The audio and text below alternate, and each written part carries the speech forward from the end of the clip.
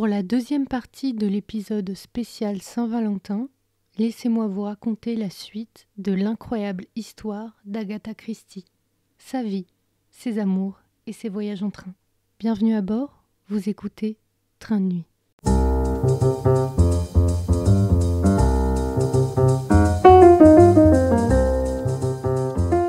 En 1926, son roman « Le meurtre de Roger Ackroyd » est publié par sa nouvelle maison d'édition William Collins & Sons, qui s'appelle aujourd'hui HarperCollins. Le succès est fulgurant et dès lors ne s'arrêtera plus. Mais cette année-là est également empreinte par une immense tristesse. En avril, alors qu'Archie est en voyage d'affaires, Agatha reçoit un appel d'urgence de sa sœur. Elle prend aussitôt le train pour Ashfield. C'est pendant le trajet qu'elle réalise que sa chère mère est décédée. Archie ne sera pas présent à l'enterrement. Agatha se retrouve alors seule avec Rosalind pour vider la maison de son enfance pleine de souvenirs. Pendant cette période, Agatha se sent terriblement seule car son mari ne vient pas les voir les week-ends. Elle sombre peu à peu dans la dépression. Archie finit par les retrouver le 5 août pour l'anniversaire de Rosalind. Le couple devait partir en Italie dans les jours suivants, mais Archie annule brutalement leur voyage. Il est tombé amoureux d'une autre femme et veut divorcer. D'abord, Agatha refuse, espérant qu'il change d'avis. Mais face à son insistance, elle finit par accepter quelque temps plus tard. Après tous ces événements, Agatha a besoin d'air. Elle part aux îles Canaries en compagnie de sa fille et de sa gouvernante et amie Charlotte. À leur retour, sa fille reprend l'école en pensionnat. Et Agatha, toujours fragilisée, se demande comment occuper les mois à venir. Mais c'est décidé, elle voyagera seule pour la première fois de sa vie. Elle organise son voyage avec l'agence Cook, tout est prêt. Elle partira aux Antilles. 2 jours avant son départ, elle dîne à Londres chez des amis. Elle y rencontre un officier de marine, le commandant Howe et son épouse. Pendant le repas, le commandant lui raconte son récent voyage à Bagdad. Plus tard dans la soirée, Madame Howe vient discuter avec Agatha pour lui dire que contrairement à beaucoup de gens, ils ont trouvé cette ville fabuleuse. Plus elle lui parle de son expérience, plus l'intérêt d'Agatha grandit. Et cerise sur le gâteau, elle découvre que pour rejoindre Bagdad, il faut prendre le train, mais pas n'importe lequel, l'Orient Express. Elle dira à ce sujet « Toute ma vie, j'avais rêvé de prendre l'Orient Express. Souvent, en me rendant en France, en Espagne, en Italie, je l'avais admiré à quai, à Calais, et j'avais eu une envie folle de monter dedans. » Il n'en faut pas plus pour qu'Agatha décide de changer ses plans de voyage. Le commandant lui fait une liste de lieux à visiter et lui conseille de voir Mossoul, Bassora et la cité antique d'Ur. Récemment, elle avait lu un article sur les découvertes archéologiques faites à Ur, ce qui avait ravivé son intérêt pour l'archéologie. Le lendemain, elle se précipite à l'agence Cook, annule son voyage pour les Antilles et réserve une place sur le Simplon Orient Express. Agatha n'a jamais voyagé seule, et cela ne l'avait pas tentée auparavant. Mais maintenant, elle a besoin de se prouver qu'elle est indépendante. 5 jours plus tard, elle embarque pour la première fois dans ce qu'elle appelle le train de mes rêves. Il l'amène à Istanbul, puis à Damas, et enfin à Bagdad. À bord de l'Orient Express, elle s'émerveille devant les paysages des différents pays qu'elle traverse. Arrivée à Istanbul, elle explore la ville en compagnie d'un guide. Puis quelques jours plus tard, un représentant de l'agence Cook l'emmène traverser le Bosphore pour rejoindre Haïdar Pacha, où elle reprend son voyage vers l'Orient. À propos de ce voyage, elle dira « Je perçus une subtile différence au passage de l'Europe à l'Asie. C'était comme si le temps avait perdu de sa signification. Poursuivant son bonhomme de chemin, le train longea la mer Marmara, escalada des montagnes. Toute cette contrée était incroyablement belle. Les passagers du train apparaissaient eux aussi différents, bien qu'il soit difficile de situer cette différence. Je me sentais coupée de mon monde, mais en même temps fascinée par celui dans lequel je m'engouffrais. » Un soir, le train s'arrête pour permettre aux passagers d'admirer le coucher du soleil sur le col des portes de Cilicie, un instant suspendu dont Agatha se souviendra toute sa vie. Elle traverse la Turquie pour arriver à Alep en Syrie, où elle prend un tortillard pour rejoindre Damas et un bus pour rejoindre l'hôtel Orient Palace, où elle restera 3 jours. Pour aller de Damas à Bagdad, elle traverse le désert pendant 48 heures en bus. À bord, elle retrouve une femme rencontrée dans le train qui lui propose de l'héberger. Mais très vite, Agatha réalise que cette famille vit dans un univers trop semblable à celui qu'elle a laissé en Angleterre. Elle veut découvrir autre chose. Pour échapper à cette situation, Agatha leur exprime son désir de visiter Ur. Son hôte, enthousiaste, organise son voyage, réserve son train et contacte Monsieur et Madame Woolley, responsables des fouilles à Ur, pour qu'Agatha puisse les visiter. Elle part pour un long voyage en train, mais l'ennui la gagne rapidement. Le paysage reste monotone et les secousses du train l'empêchent de lire. Enfin arrivée, elle est accueillie comme une invitée de marque. Et pour cause, Katharina Woolley vient de finir la lecture du meurtre de Roger Ackroyd. Fascinée par les fouilles en cours, Agatha repense avec un peu de honte à son voyage au Caire, où elle n'avait montré aucun intérêt pour l'archéologie, trop occupée à profiter de la vie mondaine. Aujourd'hui, elle est passionnée. Elle passe plusieurs jours chez les Woolley, avant de prolonger son séjour dans un hôtel, après quoi elle repart chez elle en novembre, non sans avoir déjà l'idée d'un retour. L'un des meilleurs moments dans un voyage est celui du retour à la maison. Agatha est ravie de retrouver sa fille et son Angleterre. Elle est rentrée pour passer les fêtes en famille. Mais dès que sa fille reprend l'école, elle part pour l'Italie, puis prend le bateau pour rejoindre Beyrouth afin de se rendre à Bagdad. Sur place, elle retrouve des amis et se divertit. 5 jours plus tard, elle entame son voyage à Ur. Au mois de juin précédent, Agatha avait loué une de ses maisons au Woolley en Angleterre. À cette occasion, le couple avait élaboré un projet de voyage avec elle. Elle devait les rejoindre à Ur une semaine avant la fin de la saison et faire le voyage retour avec eux en passant par la Syrie et la Grèce. Agatha arrive à Ur en pleine tempête de sable qui durera 4 jours. Mais finalement, elle passe un temps agréable avec 2 personnes qu'elle a rencontrées lors de son dernier voyage, ainsi que Monsieur Woolley et son assistant Max Mallowan, qui, sous l'insistance de Madame Woolley, devient son guide. Ensemble, ils partent pour Nippur, roulent des heures et marchent des kilomètres pour faire le tour des fouilles. Agatha est épuisée, mais passionnée par les récits de Max, qui lui fait oublier sa fatigue. En fin de journée, ils se rendent chez des connaissances et repartent à 5 heures du matin pour visiter Nejd et Kerbala. Cette fois, c'est dans des cellules d'un poste de police, en guise de chambre, qu'ils passent la nuit. À partir de là, ils entreprennent de revenir vers Bagdad en faisant quelques détours. D'abord, ils visitent Ukaïdir. Ensuite, ils reprennent la voiture pour un long trajet, pendant lequel, pour se distraire, ils chantent tous 2 à tue-tête. 2 heures plus tard, en plein désert, ils aperçoivent un magnifique lac turquoise scintillant. Agatha, fervente baigneuse, n'a qu'une idée en tête, se mettre à l'eau. Et Max se joint à elle. Ils nagent tous les 2, seuls, dans ce lieu immense. Après s'être séchés et habillés, ils remontent en voiture, mais découvrent rapidement qu'elle s'est enfoncée dans le sable et refuse de bouger. Malgré les nombreuses tentatives pour la dégager, rien n'y fait, et les heures commencent à s'écouler sous une chaleur étouffante. Agatha, étonnamment sereine, s'étend près de la voiture sous le peu d'ombre qu'elle procure et finit par s'endormir. Max l'observe, surpris par son calme. Il s'attendait à ce qu'elle s'énerve et le blâme pour les avoir mis dans cette situation. Mais elle ne dit rien. C'est en découvrant ses traits de caractère qu'il porte un nouveau regard sur Agatha. Mais dans l'immédiat, ils doivent se sortir de cette situation. Là où ils sont bloqués, il y a très peu de passages. Il peut se passer des jours, voire semaines sans que personne ne passe par là. Un loco qui les avait accompagnés décide de partir chercher de l'aide, laissant toutes les provisions d'eau à Agatha et Max. 1 heure plus tard, une voiture arrive au loin et ils aperçoivent leur accompagnateur à bord. Ils sont sauvés. 2 jours plus tard, Agatha, Max et le couple Woolley prennent le train pour entamer leur voyage de retour. Ils passent 2 jours à Mossoul, puis à Alep. Max et Agatha partent seuls en voiture pour visiter un château. Ils pique-niquent en admirant le paysage et apprennent à se connaître petit à petit. Ils continuent les visites ensemble avant de reprendre leur voyage avec les Woolley vers la Grèce. Lors de leur escale en Turquie, Max et Agatha passent une journée idyllique entre bains dans une mer aux eaux tièdes et pique-nique au cœur d'un champ éclatant de soucis jaunes. Tandis qu'Agatha en cueille de nombreuses pour en tresser un collier, Max le glisse autour de son cou. Le voyage se poursuit jusqu'en Grèce et à son arrivée à l'hôtel, Agatha est accueillie par le personnel qui lui remet une pile de télégrammes, tous portant la même nouvelle inquiétante. Sa fille Rosalind est atteinte d'une pneumonie. Agatha est sonnée par cette nouvelle et se rend bien compte qu'il lui est impossible de rentrer rapidement auprès de sa fille.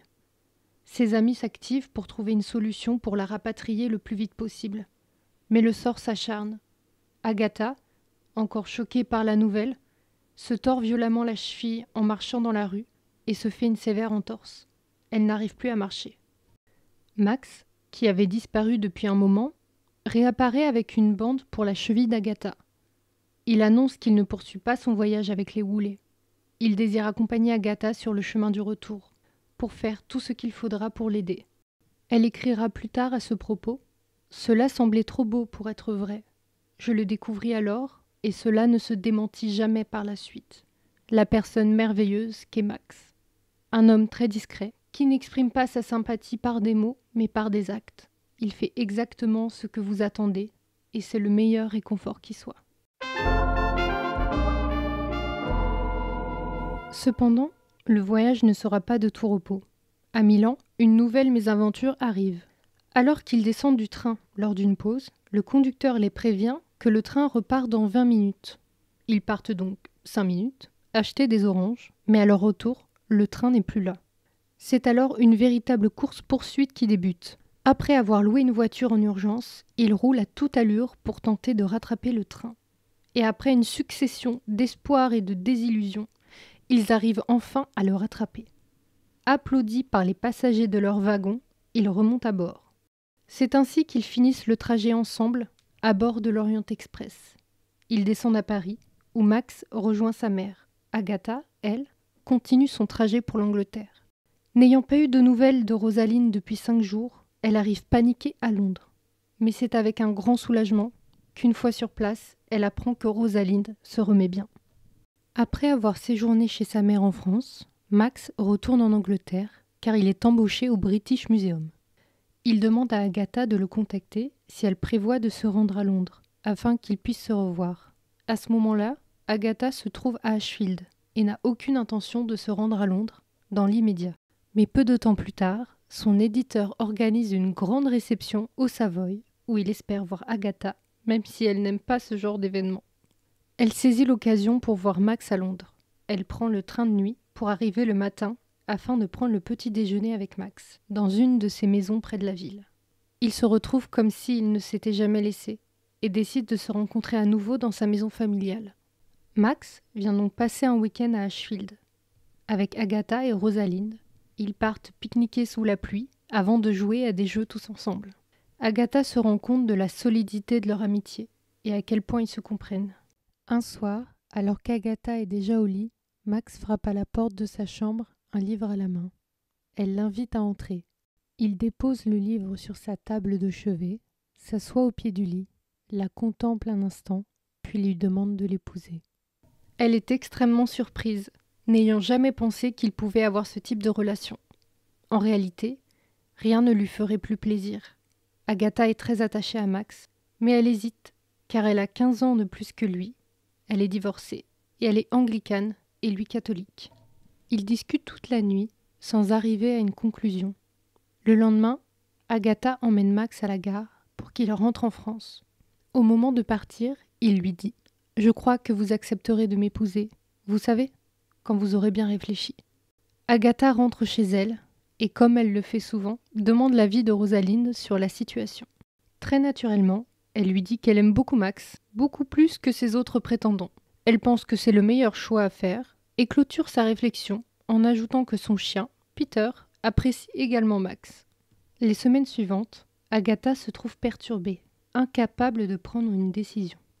Elle en parle avec ses proches, qui ont un avis complètement différent de celui de Rosaline sur la question.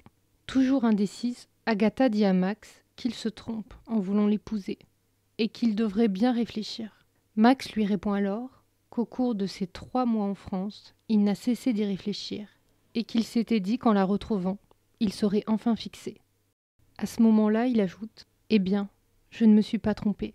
Je vous ai retrouvé exactement comme je me rappelais, exactement comme je vous veux. » Agatha est décidée, elle épousera Max. Ayant souffert par le passé de l'étalage de sa vie privée dans la presse, ils choisissent de se marier incognito dans une petite église à Édimbourg en Écosse, le 11 septembre 1930. Comme ils l'ont espéré, aucun journaliste n'est présent. Agatha devient Madame Mallowan. Ils se séparent dès la sortie de l'église pour se retrouver 2 jours plus tard pour entamer leur lune de miel. Comme à leur habitude, pour les voyages, ils feront plusieurs étapes. D'abord Venise, évidemment en Orient Express, puis la Yougoslavie et la Grèce. Agatha est aux anges. Sa lune de miel est aussi merveilleuse qu'elle aurait pu l'espérer. Seulement 5 jours avant la fin de leur voyage et le départ de Max pour ses fouilles, les dernières qu'il fera sans elle. Elle tombe sévèrement malade une fois arrivée à Athènes. La cause, un poisson qui avait été mal préparé. Elle est encore malade au moment où Max est censé partir. Lui ne veut absolument pas l'abandonner, mais Agatha le persuade d'aller travailler. Plusieurs jours plus tard, elle arrive à prendre le train pour rentrer en Angleterre par l'Orient Express, même si elle est toujours faible. Les Woolley apprennent le mariage de Agatha et Max et leur fait comprendre qu'ils ne désirent pas qu'elle accompagne son mari lors de ses prochaines fouilles à Bagdad. Une nouvelle qui met le nouveau couple très en colère. Finalement, l'année suivante, Agatha rejoint Max à Ur. Il lui fait la visite des fouilles dont il lui avait parlé dans ses lettres. Agatha est ravie. Quand Max finit son travail, ils entament un nouveau périple pour rentrer en Angleterre. Le couple passe entre autres par l'Iran en visitant Téhéran, puis Hamadan, qui est la plus belle ville du monde aux yeux d'Agatha, et Ispahan. Ils visitent également Bakou en Azerbaïdjan, puis Batumi en Géorgie, et quelques villes de Russie. À cette époque, Max cesse de travailler pour les Woolley pour rejoindre les Campbell-Thompson sur les fouilles de Ninive. Heureusement, cette fois, Agatha est autorisée à rejoindre Max 1 mois après le début des fouilles. En attendant, elle se repose à Rhodes et prend le temps d'écrire. De là-bas, elle planifie son périple pour retrouver Max. Elle prendrait le bateau jusqu'à Alexandrette, où elle louerait une voiture pour rejoindre Alep, pour monter dans le train pour Nizibin, sur la frontière turco-irakienne, et à partir de là, il lui resterait 8 heures de trajet jusqu'à Mossoul, où Max l'attendrait. Sauf que, une fois sur le bateau, la mer est trop agitée pour qu'il fasse escale à Alexandrette. Agatha doit attendre, terriblement sujette au mal de mer, jusqu'à Beyrouth, où elle pourra enfin mettre le pied à terre. Sur place, elle embarque à bord d'un tortillard extrêmement lent pendant 16 heures pour arriver à Alep. Le lendemain, elle prend le train. Mais à cause des crues, Agatha est bloquée sur place pendant 2 jours avant de pouvoir rejoindre Mossoul. Enfin arrivée, elle est très heureuse de trouver Max qui l'attendait. Il l'emmène en voiture jusqu'à la maison des Campbell-Thompson. Bien qu'elle continue son travail d'écrivaine, sur place, elle participe activement aux fouilles. Elle fait des photos et nettoie les pièces découvertes, à l'aide d'un outil bien à elle, sa crème de beauté. Désormais, leur vie suit un rythme bien défini. Les étés à Ashfield avec Rosalind, les fouilles en Irak et en Syrie à l'automne et au printemps, les fêtes de Noël en famille et le reste de l'année dans leurs différentes résidences en Angleterre. C'est durant cette période qu'Agatha écrit certains de ses plus grands chefs-d'œuvre, comme Le crime de l'Orient Express en 1934, Ils étaient 10 en 1939, Meurtre en Mésopotamie en 1936 et Mort sur le Nil en 1937. En 1938, elle prend une décision difficile, vendre sa maison d'enfance, Ashfield. Mais avec Max, elle achète une demeure qui la fait rêver depuis l'enfance, Greenway House, dans le Devon. Mais un jour de septembre l'année suivante, alors qu'ils sont ensemble dans leur cuisine, une nouvelle éclate à la radio. Le Royaume-Uni entre en guerre. Dans un premier temps, le couple reste à Greenway. Max devient bénévole pour la Home Guard, tandis qu'Agatha reprend son travail d'infirmière à l'hôpital de Torquay. En 1940, Greenway est réquisitionné par l'armée et Agatha part pour Londres, où elle travaille au University College Hospital. De son côté, Max est appelé à servir au Caire. C'est aussi pendant cette période que sa fille Rosalind se marie avec un militaire, Hubert Pritchard. Quelques mois plus tard, elle donne naissance à un fils, Matthew, en présence de son mari, qui repart aussitôt au combat. Tragiquement, Hubert meurt au front, laissant Rosalind veuve avec un nouveau-né. Pour échapper à l'angoisse et à la douleur de la guerre, Agatha se réfugie dans l'écriture. Consciente que ses jours peuvent être en danger, elle décide d'écrire les romans qui clôtureront les aventures de ses célèbres détectives. Poirot quitte la scène pour Hercule Poirot et La dernière énigme pour Miss Marple.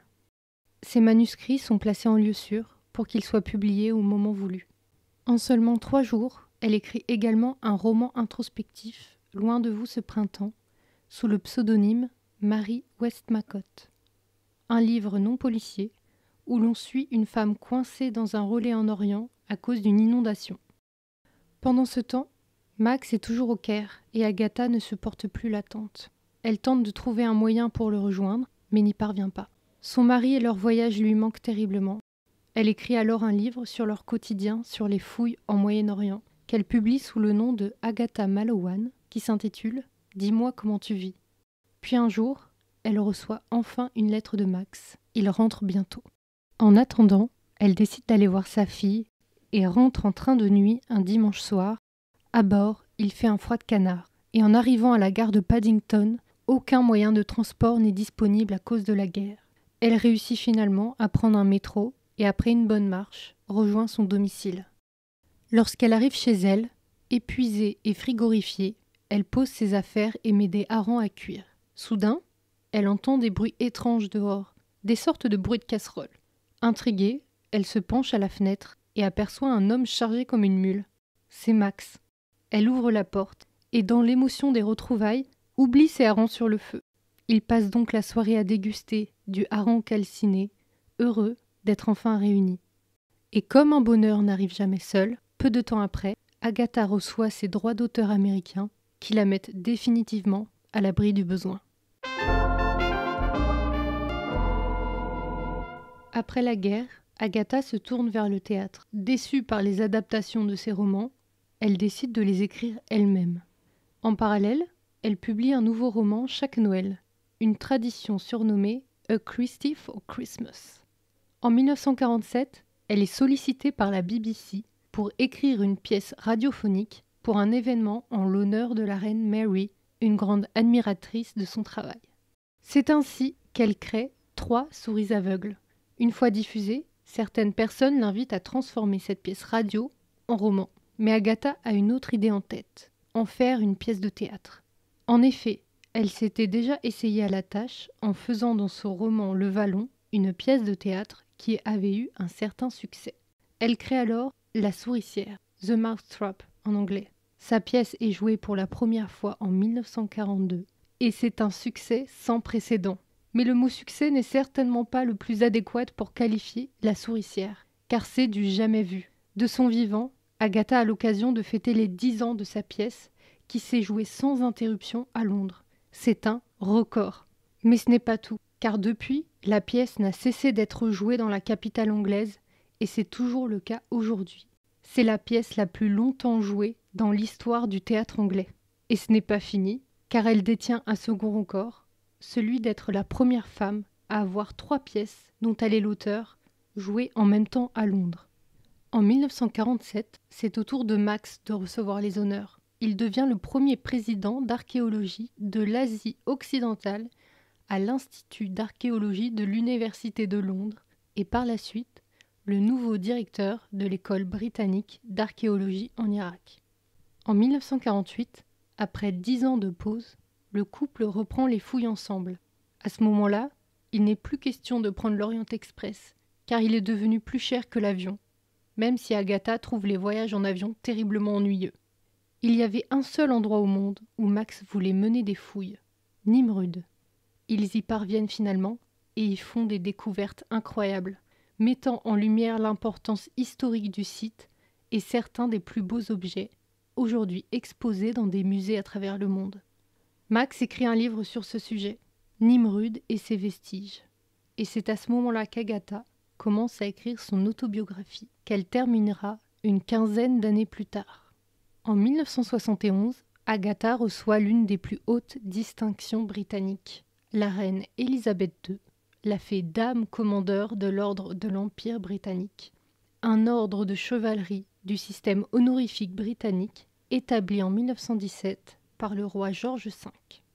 Agatha fait sa dernière apparition publique en 1974, à la projection du film Le Crime de l'Orient Express, réalisé par Sidney Lumet. Elle est satisfaite de l'adaptation À une exception près, les moustaches d'Hercule Poirot ne sont pas assez luxueuses. En 1975, son dernier roman, Poirot quitte la scène, est publié. Et pour la première fois, le New York Times publie la nécrologie d'un personnage fictif. Le 12 janvier 1976, à 85 ans, Agatha Christie s'éteint dans sa résidence de Wallingford. Elle est inhumée dans le cimetière de St. Mary's Chelsea. Sur sa tombe, une épitaphe qu'elle a choisie, extraite de La Reine des Fées de Edmund Spenser. Tant de repos après tant de labeur, havre de paix après les jours de tempête, trêve bénie succédant à la guerre, la mort est douce après notre vie si âpre. Max décède 2 ans plus tard. En octobre 1976, le dernier roman de Miss Marple, La dernière énigme, est publié à titre posthume. L'année suivante, ce sera au tour de son autobiographie. Dans les années 80, une nouvelle traduction des œuvres d'Agatha Christie met à jour un style d'écriture beaucoup plus fluide, plein d'humour et même un regard particulier sur les rapports sociaux. L'héritage d'Agatha Christie persiste encore aujourd'hui. Sa reconnaissance ne cesse de grandir. C'est ainsi que s'achève l'histoire de cette écrivaine discrète à l'origine d'un des plus grands succès littéraires du XXe siècle. Pour conclure, voici une citation tirée de l'autobiographie d'Agatha Christie qui illustre parfaitement l'origine de la passion qui nous rassemble aujourd'hui. Quant au train, qu'y a-t-il de mieux que le train, surtout avant l'arrivée des diesels et de leur odeur? Ce grand monstre âannant vous transporte par gorges et vallées, vous montre des cascades, franchit des montagnes enneigées, longe des routes de campagne où de pittoresques paysans avancent dans leurs charrettes. Oui, le train est merveilleux. Je l'adore toujours. Voyager par le train vous permet de voir la nature et les êtres humains, les villes et les églises, les fleuves. Bref, de voir la vie. La deuxième partie du voyage à bord du train de nuit touche à sa fin. J'espère que vous l'avez apprécié en ma compagnie. Si c'est le cas, n'hésitez pas à liker et à vous abonner sur vos plateformes d'écoute préférées et sur YouTube. Rendez-vous bientôt pour un prochain départ.